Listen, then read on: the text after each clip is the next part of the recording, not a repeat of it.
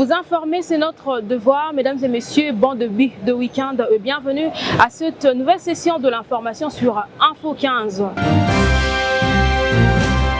Ouvrons cette édition par la présidence où le président Félix Tshisekedi a affirmé sa candidature au scrutin présidentiel de décembre 2023 et il a réitéré également sa détermination d'écraser l'ennemi de la RDC. C'était lors de son message à la diaspora congolaise vivant en Belgique avant de regagner Kinshasa, la capitale de son pays. Regardez. Avant de regagner Kinshasa, la capitale de son pays, la République démocratique du Congo, après sa participation à la 78e session de l'Assemblée générale des Nations unies à New York, le président Félix-Antoine Tshisekedi Tshilombo a échangé avec la diaspora congolaise réunie en Belgique, principalement sur les prochaines élections prévues en décembre 2023. Dans son speech à la diaspora, Félix Tshisekedi a annoncé sa candidature à son propre succession et a sollicité la confiance des Congolais pour un second quinquennat afin de parachever sa mission en cours. Félix-Antoine Tshisekedi Tshilombo, président congolais, affirme sa détermination d'écraser tous les ennemis de la RDC et leurs complices. Rappelons par ailleurs que le chef de l'État congolais est arrivé à New York le dimanche du 7 septembre 2023 pour prendre part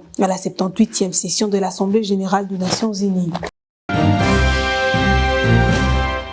Et puis le ministre des Sports et Loisirs, François Kaboulo Mouana-Kaboulo, a reçu en audience le jeudi dernier la directrice de l'Agence française de développement. Leurs échanges ont tourné sur la construction et la réhabilitation des infrastructures sportives de proximité de Kinshasa. Amala nous en parle. La directrice de l'Agence française de développement AFD, Sophia Ibrahim, et toute son équipe ont été reçus en audience le jeudi 28 septembre par les ministres des Sports et Loisirs de la RDC, François-Claude Kaboulo Mouana-Kaboulo, dans son cabinet de travail. Les échanges ont tourné sur les projets de construction et de réhabilitation des infrastructures sportives de proximité dans la ville-province de Kinshasa, comme l'a vu le chef de l'État, Félix-Antoine Tshisekedi. Ces projets prévoient la rénovation des 5 terrains dont le terrain Almana Bandal, le terrain PNC à Lingwala, 2 dans la commune de Lanceli et un autre pour le rugby. Au sortir de cette audience, Sophia Ibrahim s'est exprimée en ces mots. C'est un entretien qui fait suite à notre projet,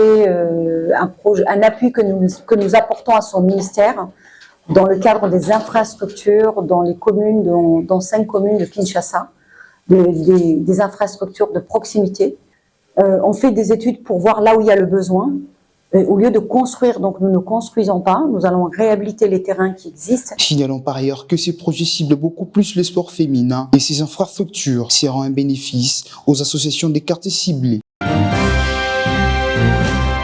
Chaque 28 septembre, l'humanité tout entière célèbre la journée mondiale contre la rage, une journée qui consiste à sensibiliser la population à la vaccination des animaux domestiques en République démocratique du Congo. C'est le ministre de Pêche, Adrien Bokiele, qui l'a fait. Écoutez les ministres. Chers compatriotes,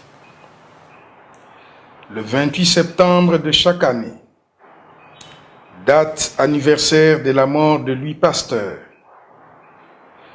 l'humanité tout entière célèbre la journée mondiale contre la rage. Journée consacrée essentiellement à la sensibilisation de la population de cette planète Terre sur la gestion rationnelle de cette meurtrière zoonose dont le chien en est le responsable.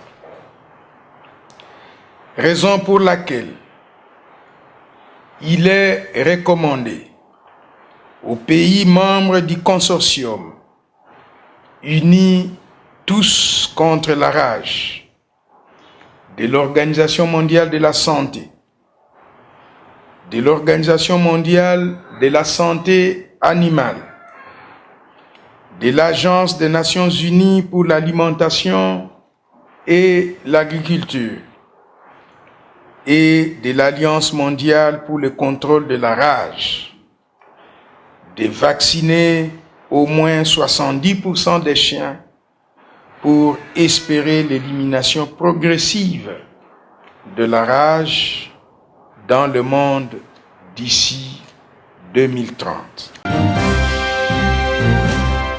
Dans le reste des des actualités, une septantaine de députés provinciaux se sont rassemblés à Kinshasa, la capitale de la RDC, pour réclamer le paiement de leur émolument de 4 derniers mois depuis le début de la semaine en cours. Regardez. Ils ont quitté leur province pour faire entendre leur voix dans la capitale où sont basées toutes les institutions de la République. Une septantaine de députés provinciaux se sont rassemblés à Kinshasa pour réclamer le paiement de leur émolument de 4 derniers mois, alors qu'ils devraient tenir la rentrée parlementaire de septembre au sein de leur assemblée provinciale, ce qui rend impossible l'ouverture de la session de septembre, essentiellement parlementaire. À cet effet, ils se sont mobilisés pour un sitting devant la primature. Les députés provinciaux ont donc décidé de passer devant le cabinet du Premier ministre Jean-Michel Samalou Kondé. Selon le rapporteur du collectif des députés provinciaux, cette démarche consiste à exiger au gouvernement central la régularité de leurs paiements. Signalons par ailleurs qu'à cette allure où vont les choses, ces députés provinciaux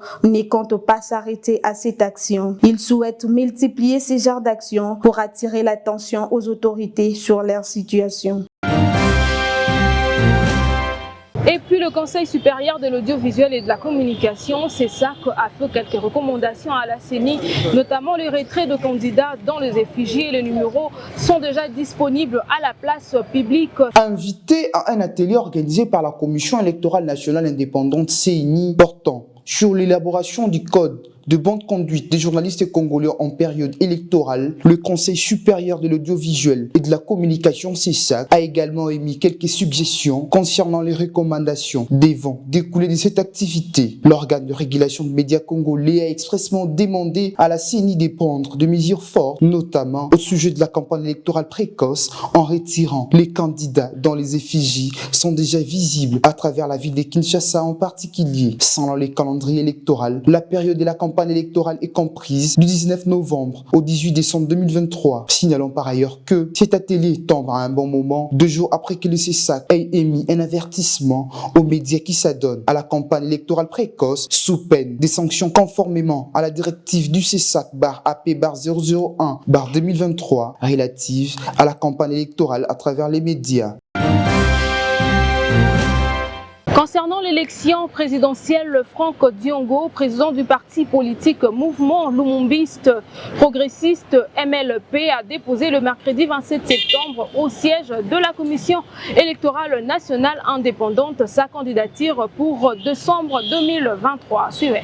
Le président du parti politique Mouvement Lumumbiste Progressiste, Franck Diongo, a été au bureau des réceptions et des traitements des candidatures au siège de la Commission électorale nationale indépendante pour se faire enregistrer en tant que candidat président de la République aux prochaines élections. Après avoir fait acte des candidatures remplissant l'ensemble de critères requis, Franck Diongo, aspirant à la présidentielle de 2023, a déposé sa candidature mercredi 27 septembre dernier au vu de Denis Kadima, président de la CENI. L'ère de la gouvernance intègre, l'ère du changement réel pour réhabiliter les Congos dans sa grandeur et les Congolais dans leur dignité. Franck Diongo s'est adressé à la presse pour exprimer ses motivations en soulignant que l'heure du changement avait sonné pour réhabiliter la grandeur du Congo et la dignité des Congolais. À savoir, Franck Diongo n'est pas le premier à avoir déposé sa candidature. Avant lui, d'autres personnalités l'ont déjà fait, notamment Augustin Matata Pogno, Constant Moutamba, Rajabo Tebabo, Rex Kazadi, Michel Mouika. Le prix Nobel de paix 2018, le docteur Denis Mukwege s'adressera à la nation congolaise ce lundi 2 octobre prochain à la grande salle de la paroisse Fatima dans la commune de La Gombe. Regardez. C'est dans la grande salle de la paroisse Fatima de la commune de La Gombe à Kinshasa que le prix Nobel de paix 2018, le docteur Denis Mukwege, a choisi de s'adresser à la nation congolaise ce lundi 2 octobre prochain à 12h heure de Kinshasa. Un message de grande envergure pour la vie et l'avenir de la République démocratique du Congo, souligne son cabinet de travail. Venu en bon nombre de Bukavu, plusieurs associations de femmes, organisations locales, syndicats, tous membres de la société société civile pour prendre part à l'adresse du docteur Denis Mukwege à la nation, geste qui marque leur soutien au prix Nobel de paix 2018. Notons par ailleurs que le docteur Denis Mukwege va tant soit peu déposer sa candidature à l'élection présidentielle de 2023 dans les prochains jours. Et puis en société, pour terminer, certaines communes de la ville-province de Kinshasa sont ravagées par les érosions. C'est le cas de Ngaliema au quartier Boadi où la population lance un cri d'alarme aux autorités pour réhabiliter cette route afin d'éviter le désastre de la pluie. Divine Bala et Iris Toto, c'est un reportage. Nous sommes dans la commune de Ngaliema au quartier Boadi où la population souffre de ces problèmes d'érosion qui ramènent de vies humaines, des parcelles et tant d'autres matériels. Cela fait plus de 13 ans que la population vit dans cet état. Elle implore l'aide du gouvernement central pour redonner la joie de vivre dans ces coins du pays. À cause de cette érosion, nous n'avons plus d'eau. Les courants n'en parlons même pas. Comme on réhabilite de route de la ville de Kinshasa, que les autorités pensent aussi au quartier Boadi, a témoigné un des habitants. Érosion bandaki na mai. Moi mai ndenge zo kitakuna nde érosion ezai komata. Mbula kani mutu sali biso biloko. Mbula sali biso biloko. Donc moi ndenge to kabwani boye na bandeko bakei. Bon pona mai ya so toza na pasi ya mai. Mais mai ezalaki. Mai ezalaki. Bozo mona batio ya mwindu wana balabala. Le régime des eaux à Salaki. Régime des eaux à Salaki. Mais biso moko ba kolomboka.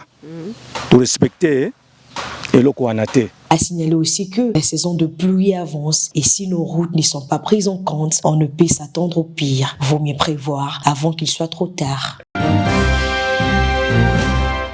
C'en est complètement terminé pour aujourd'hui, mesdames et messieurs. Un grand merci pour votre attention soutenue, mais également à Iris Santoto, Gondra Bunga, Espoir Amala et à la grande équipe rédactionnelle et technique de magazine Info 15. Passez ces week-ends à côté de personnes que vous aimez tant.